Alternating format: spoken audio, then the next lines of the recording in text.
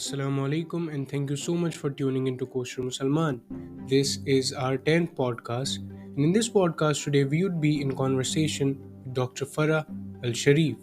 We'd be talking about the saint and the sword, how Sufi scholars resisted colonialism and state repression. Dr. Farah Al-Sharif is a historian of Islamic thought, and she earned her PhD from Harvard University, where she worked on West African Islamic intellectual history and the intersection of Sufism with politics and Islamic law. So, Dr. Farah, to begin with, in one of the articles that you have written for the Maidan called The Saint and the Sword, you write about the struggles against colonization and oppression led by the Sufi warriors or the Sufi leaders. But right in the beginning of your article, you caution the readers when you argue that in the time of these Sufi warriors, whom you discuss, the Sufi label itself or the category of the Sufi itself was a misnomer. And then you say that in the pre colonial era, the taṣawwuf was simply a normative expression of mainstream Islamic belief and practice. You also quote Hamid Algar, who asserts that in view of its practitioners, the tasawwuf in many ways was coeval with Islam itself. So, could you talk to us about this? بسم الله الرحمن الرحيم اللهم صل على سيدنا محمد الفاتح لما أغلق والخاتم لما سبق ناصر الحق بالحق والهادي إلى صراطك المستقيم وعلى آله حق قدره ومقداره العظيم. Assalamu alaikum. Thank you so much for having me, Ahmed. It's an honor to be on the Koshur Musalman podcast. Yes, when we hear the word Sufi today, what images does it evoke? So it might imply mysticism, asceticism, pacifism, docility. Perhaps it connotes an aberration to the world of, quote, orthodox Islamic belief and practice. However, at some point in time, before the secular materialist rupture of integrated Muslim epistemologies, Sufism was a more porous, fluid, less essentialized category. It was simply a normative expression or part and parcel of what it meant to be Muslim, hence why I call it a misnomer. It was normal and sometimes even expected, for example, for someone to adopt a school in law, fiqh, a school in creed, aqidah, and also a school in tazkiyah, ihsan, Sufism, whatever you want to call it. At least this is talking about the historic Sunni experience. So on the whole, one could say that the pre-colonial Muslim experience was imbibed with taṣawwuf style practices like belief in the awliya, devotional poetry, group dhikr. Even if one did not have a sheikh or a silsila, things of this nature were respected and seen as the highest ideal of love and devotional excellence. There was also an added emphasis on gaining proximity to the Prophet Muhammad ﷺ as the beloved of God, as the door to God. So for example, Dala'il al-Khairat of Imam Jazuli was the most widely read devotional text after the Quran for centuries. But this practice eroded on a massive scale and became relegated to the hidden recesses of discrete tariqah practices, and things like this became more private and more siloed. So, of course, some manifestations of Sufi practice always had its critics in an intra-Muslim setting. It always had detractors. But the real reason why I argue that Sufism so poorly understood and the reason why it is surrounded by so many misconceptions and categorical traps is largely due to the fact that it became demonized on a large scale in the 19th century in the colonial archives first, before it was vehemently ostracized by Muslim modernists. So you could say that this colonial divide and conquer strategy was very much a matter of spiritual warfare, if you want to call it that. One could say that unfortunately, they were successful in that because, first the Sufis were demonized because of from them came the strongest resistance to European colonization. Then they were rendered into compliance to the status quo in the 20th and 21st centuries. So what is the result of that? When you take the very heart, or for the lack of a better word, when you take the very spiritual core of Islam, what is left then?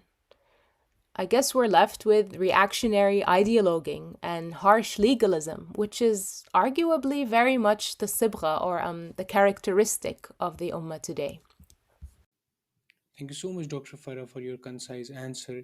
And this kind of ties to the second question that I wanted to ask you pertaining to the supposed dichotomy of what is called Jihad Akbar and Jihad Asghar, which the Prophet ﷺ is said to have spoken of. So, Jihad Akbar, also known as Mujahada or Riyada, involves taming your nafs, fighting against the oppressor within you, while Jihad Asghar involves fighting against the external oppressor or jihad in the battlefield. But nowadays, this supposed binary has been exploited by different colonial actors and also nation states, where they render Jihad Asghar as almost insignificant or trivial and present Jihad Akbar as all there is. So, walk us through this dichotomy. Are these two forms of jihad mutually exclusive, or instead are they mutually reinforcing, where one enables the other, one leads to the other, and one is impossible without the other? So, they are in this dialectical relationship, so to speak. So, talk to us about how the Sufi paragons practiced these two types of jihad in conjunction with each other as opposed to seeing them as mutually exclusive, both in the past and also in contemporary times. Absolutely. I think this question will brilliantly sort of lay out the groundwork of our conversation today. To start with, I think that there's a huge misconception about this jihad akbar versus jihad al-asghar, or this jihad al-nafs, jihad against the self, as being more superior. Well, of course it is, according to the prophetic narration. But what a lot of people don't realize is that the two jihads are not mutually exclusive, and that these so-called Sufi warriors of yesteryear were the way they were, not in spite of their inner mujahada, not in spite of their taṣawwuf, but because of it. To understand this, we need not look further than Ibn Arabi's own understanding of jihad. Here, this is coming from someone who is seen as the doyen, or the father of Islamic mysticism. People often, cite Ibn Arabi as the master esotericist. But here he comments on the false dichotomy of Jihad al-Akbar and Jihad al-Asghar in his wasaya. Let me read the quote. He says, "You must observe the greatest jihad, which is the jihad of your desires. For if you struggle with yourself with this jihad, the other jihad against the enemy will be made easy for you, in which if you were killed in it, you would be among the living martyrs who are provided for by their Lord. So strive to shoot an arrow in the way of God." And the same sentiment goes for Imam Ghazali, who goes so far to say that the true outcome of zuhud, asceticism, is fearlessness on the battlefield. It is worth reading this quote from his magnum opus, the Ihya, as well. He says, "Only hypocrites hate fighting for fear of death, but the ascetics who love Allah Almighty fight in the way of Him as if they were a solid building. كَأَنَّهُمْ بُنْيَانٌ مَرْصُوصٌ." So for the longest time, the Muslim approach to jihad was more holistic. To give you an example, we see that in as late as the Ottoman period, that most of the Sufi lodges or the tekkes had both spaces for what we would typically associate with spiritual refinement, like dhikr and khalwa, solitude, but they also had military training wings for their disciples. So disciplining one's soul and disciplining the body for both inner and outer warfare was seen as one in the same thing. So just to make this more interesting for our listeners, I write in the Maidan article that in Western pop culture, we see a lot of positive associations between spirituality and combat, right? In films like Star Wars and The Samurais and Crouching Tiger, Hidden Dragon. But as soon as Muslim sages use their spiritual powers to fight evil, Hollywood is suddenly not interested because, of course, it doesn't fit the narrative of the real bad Muslims. So there are many incredible stories of sagely Muslim warriors that we do not talk about. We have examples from even the earliest renunciants of Islam in the 8th and ninth centuries, such as Ibrahim ibn Adham, who was known for having such wara', such intense fear of God and piety, that he would cry and repent for even eating one date from the floor that he thought belonged to him. Someone like that, you'd imagine them just to be a wandering, babbling hermit. But in fact, he was at the forefront of fighting the enemy. That there are stories of him hurling himself in the roaring Mediterranean Sea with weaponry. He fought the Byzantines on the frontier of Eastern Christendom in what is now Syria, Iraq, and Turkey. And this person is considered one of the earliest Sufis. Ibrahim ibn Adham died holding a bow and arrow in his arms after completing 10 ablutions from having a stomach virus. He had to go renew his wudu every time. And then he got so weak, but he still died holding a bow and arrow. We don't know these stories. Listeners might be even surprised to learn that Maulana Rumi, the West's most popular poet, the most sanitized, de-Islamized Sufi figure arguably in the whole world, he was a staunch jurist. He was a faqih. He fought the Mongols in battle. How many of us know this? He requested from his disciple, he owned a lot of horses, and so he requested from him on 3 separate occasions the fastest horse so he can ride to the borderlands and defend his homeland from imminent attack. And he rejoiced. He was very happy when the Mongols were defeated. So these examples should not be surprising. The fact that Rumi and jihad are paradoxical is the heart of the problem. But we should ask ourselves, like you said, what is even the point of Sufism? What does it really look like to purify one's ego and increase in iman? Is it simply to find a good pious sheikh and do some dhikr, to live a quiet life, try our best to be good people and keep this insular, private, meditative life? Is that the only aim of Islam? Well, we know that there should be no hermithood in Islam. La rahbaniya. Embodied Islam entails that if one truly knows God, if one truly worships God fully, then one must know that there is nothing worthy of being worshipped except God alone. And I think the Kashmiris as a collective whole, and perhaps this characteristic stems from the vestiges of the Sufi saint Sayyid Ali Hamdani, who brought Islam to Kashmir. Nobody understands and embodies this reality as well as the Kashmiris with their slogan, Azadi Matlab Kiya, La ilaha illallah. It is as simple as that, but it also is very, very profound, because history and scripture have shown us that to truly embody La ilaha illallah, this is a radical act, and it is the ultimate Quranic lesson. When one truly worships Allah alone and smashes the idols of falsehood and the inner trappings of one's whims and desires, then one will automatically become subject to profound consequences. Submission to Allah will inevitably lead to a transformative bearing on one's actions and one's society. So if one fears negative backlash from others, fears rulers, fears society, and curtails the truth, is afraid of speaking a just word in fear of worldly consequences, then I don't think that person is really a Sufi, and they should distance themselves from claiming that mantle. That's actually very profound. And speaking of Kashmir, in Kashmir, we have seen that the Indian state has tried to construct this local good Kashmiri Islam that they call or label as Sufi Islam.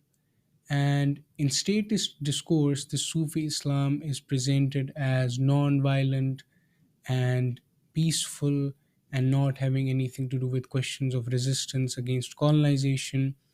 And this Sufi Islam, as it's called by the Indian state, is presented as authentic Kashmiri Islam, as indigenous to Kashmir, and it's contrasted with the Islam of the Kashmiri Muslims who revolt against India's colonial power in Kashmir.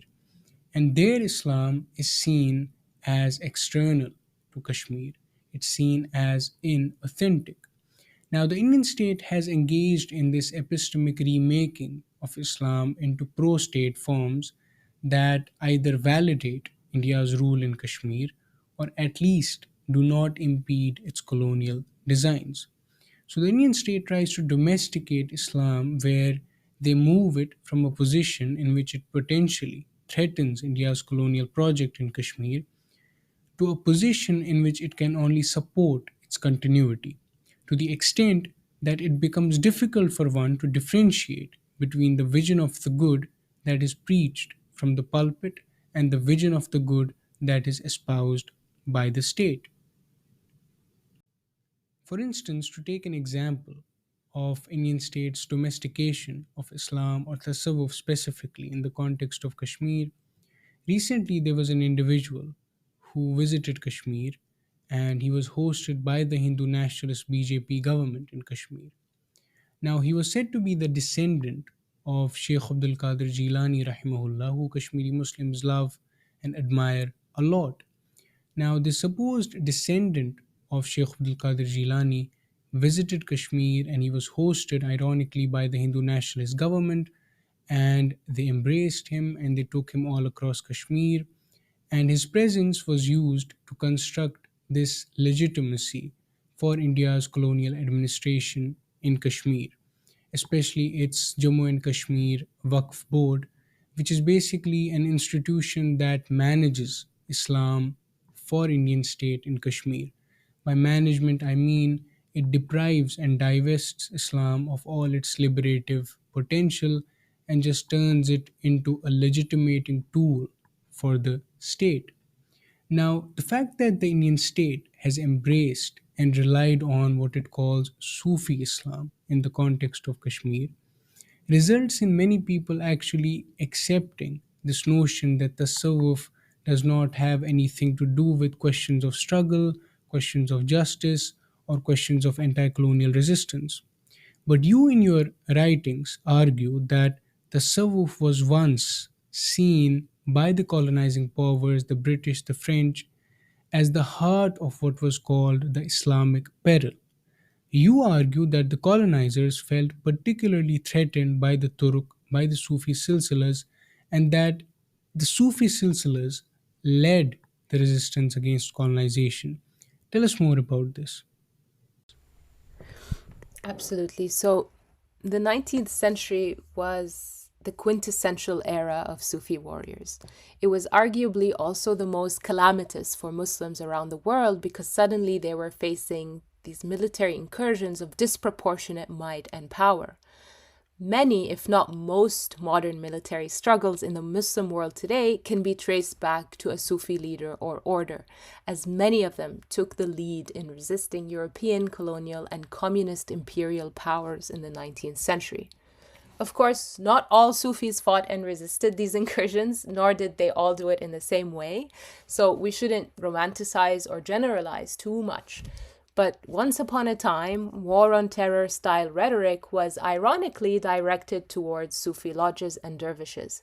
So in Algeria in the 1830s, for example, under French colonization, through the resistance of the likes of Emir Abdelkader al-Jazairi and Lalla Fatma Sumer and others, the French made an enemy of all Sufi brotherhoods, at least until the opposite was proven.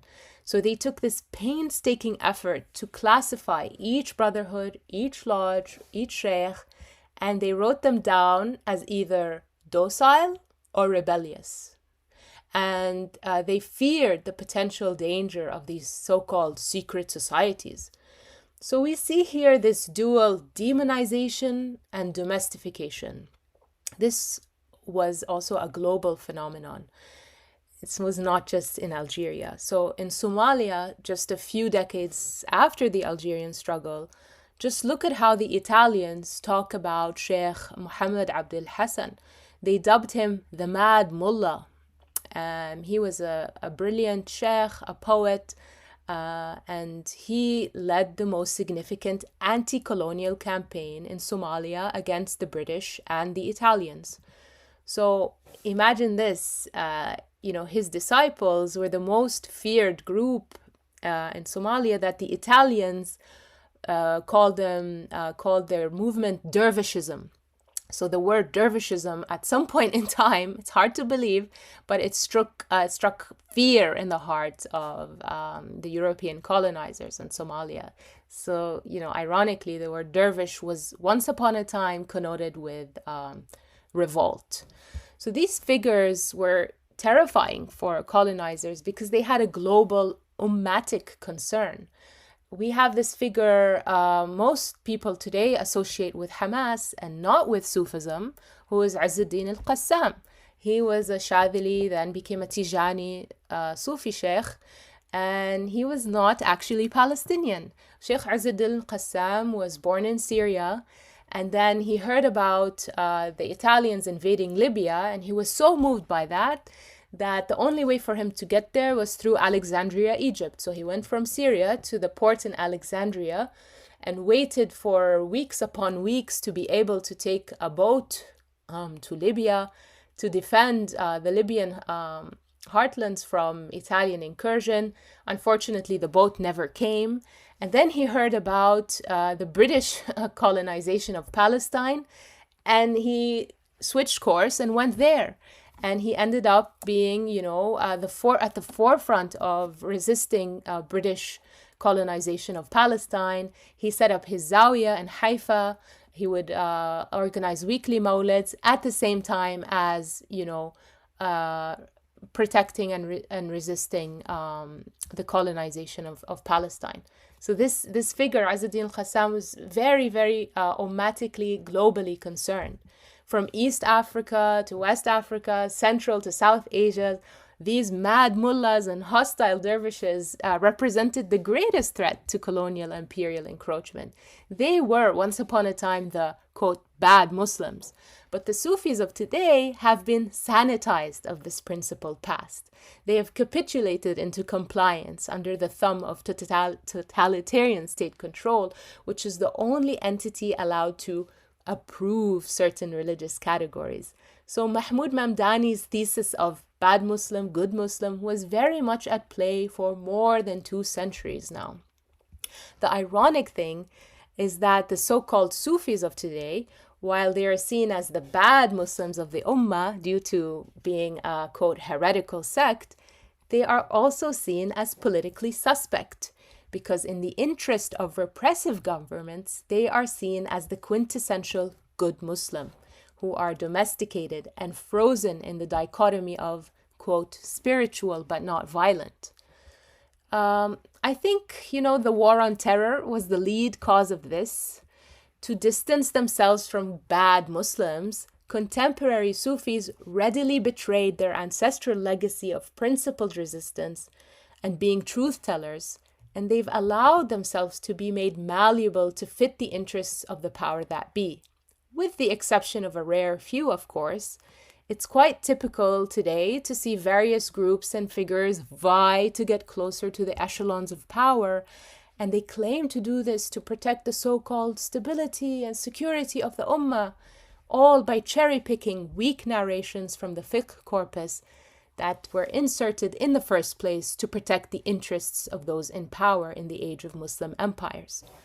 And it's sad to see that most Muslim groups today, Sufi or not, don't realize that they are just pawns in the age-old game of external power and control. They've completely relegated themselves to insular devotional groups and became stunted politically and subservient to tyranny, thereby betraying the ideals of both the greater and the lesser jihad in the process.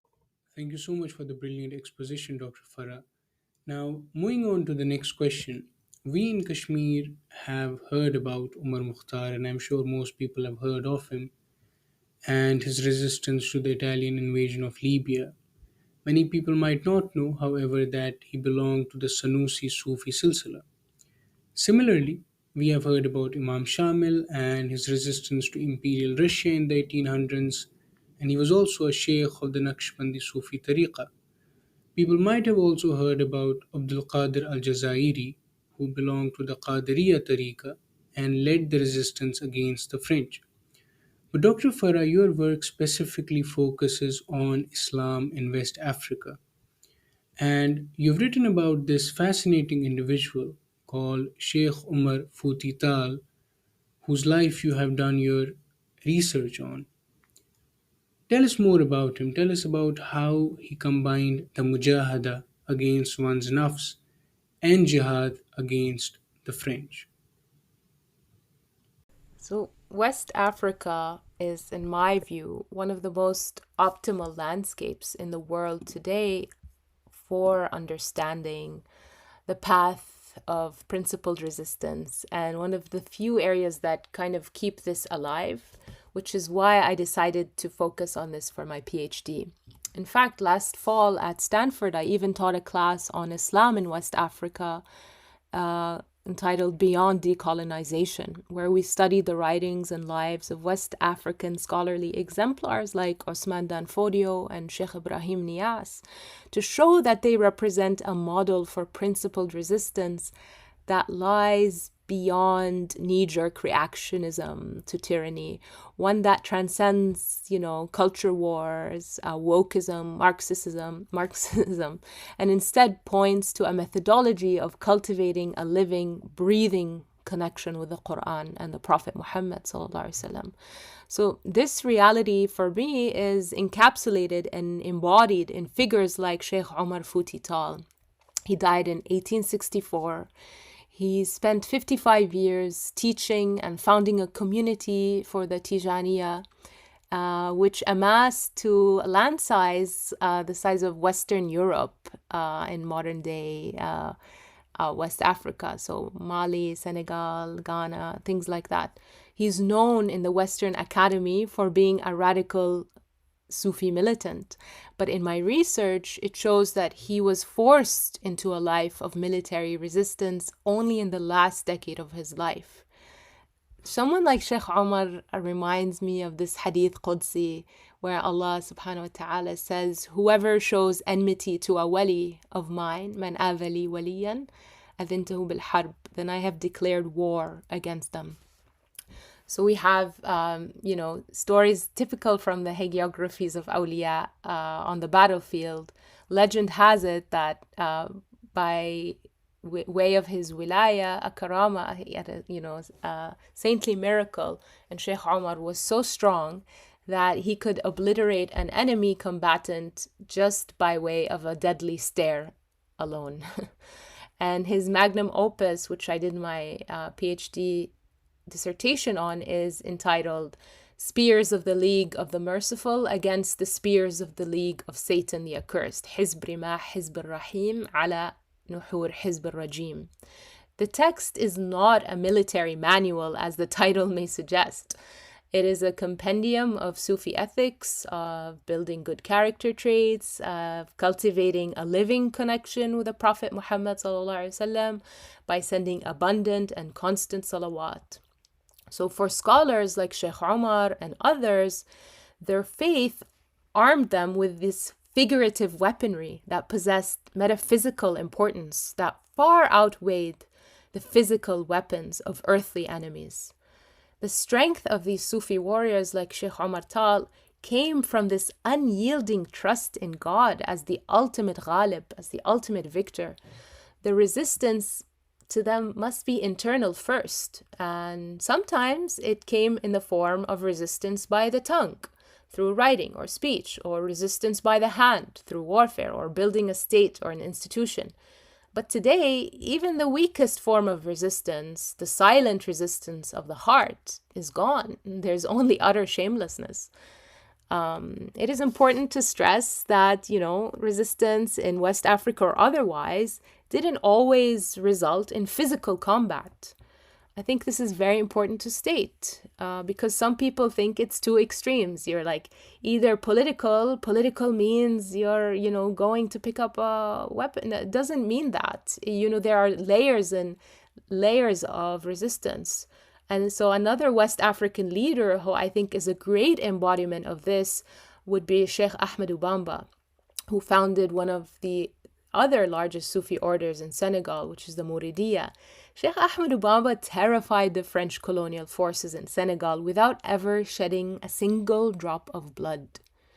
He spent most of his life in exile and under house arrest, but was still able to resist French colonization because he abhorred their unjust presence and saw it as his duty towards Allah to resist them based on the prophetic injunction to deploy a true word in front of a tyrannical ruler, which we know from the hadith to be the greatest form of jihad. So I would definitely recommend the listeners to read more about the West African Islamic intellectual tradition and the stories of these wonderful exemplars, because I really feel that they represent sort of a way out of this quagmire we're in, of this blind spot that you're either, radical leftist, or you're this conservative, on the other hand, is anti any form of speaking out. So they represent this space of living, realized embodiment of the Quran and Sunnah, in a sense that you become a vehicle, you become a walking vessel in everything you do. And through tahqiq, through sort of knowing Allah, through ma'rifah, you become a vehicle of light. And light doesn't mean just, flowers and roses and daisies. Sometimes it means, obliterating the darkness in a very, forceful ways. That's actually a very beautiful life to learn from in many ways, because Sheikh Umar Futital disrupts this idea that tazkiyah of your nafs and struggle against oppression or occupation cannot go together, or that you have to do one completely before you can do the other. In many ways, he combined the two, and he was so invested into tazkiyah and mujahada. But when the time came, he did take to the battlefield to resist the French and fight against them. Now, this brings us to our last question, and I want to go back to the article that you wrote for the Maidan called The Saint and the Sword. And I want to go to its conclusion. And right in the conclusion, you say that this history of Sufi warriors and their resistance, presents a powerful antidote to both Islamophobic and Muslim attitudes towards justice seeking in Islam. Could you explain what you mean by that? You have already said that these Sufi warriors did not resist oppression despite their taṣawwuf, but because of it. But could you elaborate on what you mean in this line? A lot. So, an intellectually honest study of the historic significance of these pious warriors, for me at least, has the potential to disarm, pun intended, a lot of the simplified essentializations that relate to Islam and justice seeking. On a very basic level, it defies the stereotypical understanding of Sufism as inherently pro authoritarian or quietist. It expands the possibilities of seeing beyond the prism of the charismatic guardians that profess to be the truest representatives of taṣawwuf and so called traditionalist Islam. You said it yourself. These people who are actively, resisting, we should turn to them. We should look at them. Because like I said before, whether people carry physical weapons or not, for saintly warriors of light, their combat starts on the unseen level. More often than not, the real warriors are working silently in the service of the unheard, without seeking positions, prestige, or fame. I think, honestly, Brother Ahmed, there is no shortage of such figures today. Maybe we don't know about them because they are not the ones being co-opted by corrupt governments like the UAE or Egypt or India or Saudi Arabia. But these people are real and they are there. They're out there. Our teachers always say that you never know who might be a wali because they are all around us. They may not be wearing those big turbans with their fancy aqiq rings, but they exist. So it could be that woman, selling fruit under the scorching sun, or a young Palestinian man, wearing ripped jeans, doing i'tikaf at Al-Aqsa every single night. It could be anyone. So as Muslims, we need to dwell in the domain in where Allah is the ultimate victor and where Allah has the ultimate calculus, and not be fooled by this world of forms. That is the true essence and aim of taṣawwuf, in my view. So this history is, I think, a powerful antidote to Muslim ignorance about Sufism, because it defies the secular logic of wanting Islam to be merely a private, quietist, regulated force. It is also a counter-narrative to those who say that resisting tyranny in our day and age is irresponsible because we're the weaker party. I've heard ulama say this. So, you know what it sounds like to me? It sounds a lot like what the pro-Umayyad and later Salafi scholars, they said the same thing about Imam Hussein. Imam Hussein refused to bow down to the tyranny of Yazid and said, "The likes of me will never obey the likes of you." And he was martyred for that stance. So these scholars who criticize resistance do not understand the Quran properly, because that implies that someone like Imam Hussein or Omar al-Mukhtar or Emir Abdelkader lost in the material sense. Astaghfirullah. Like they were no match to the bulldozers, machine guns, the imprisonment, the exile, or even death, so they should have just given up. Imagine that. Islamically speaking, these figures did not lose. They actually won. They won the favor of Allah. They won the glory for all eternity.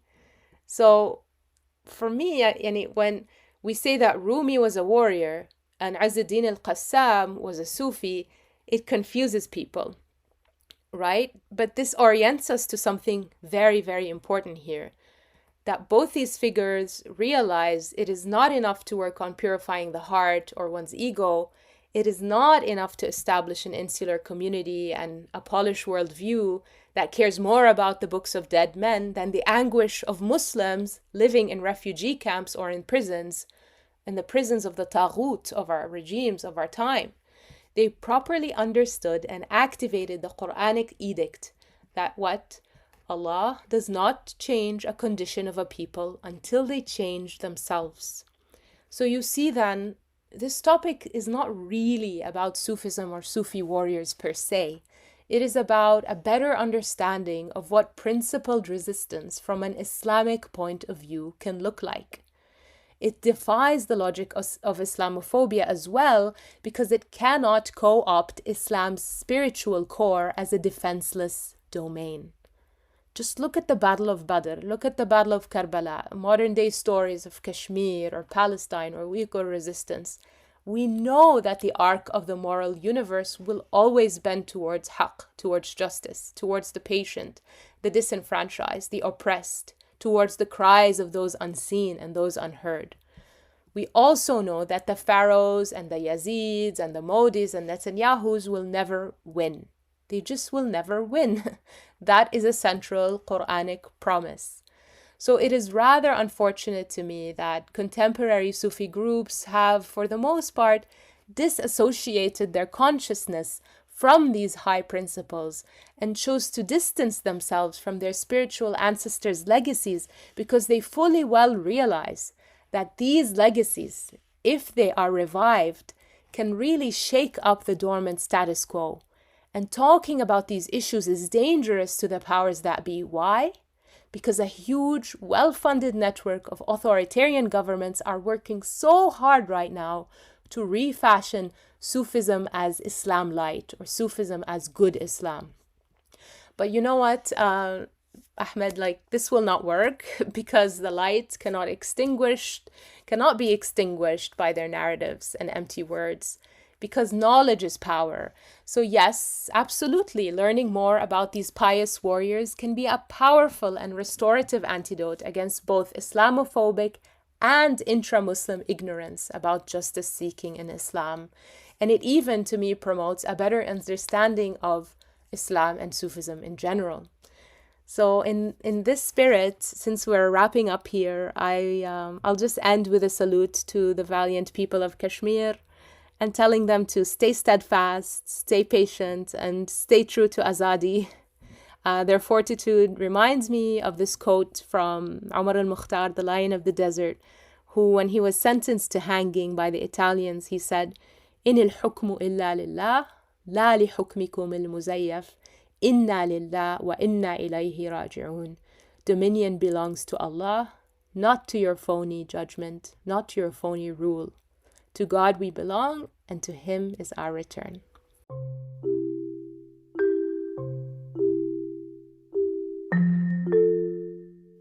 And with this, our conversation today comes to an end.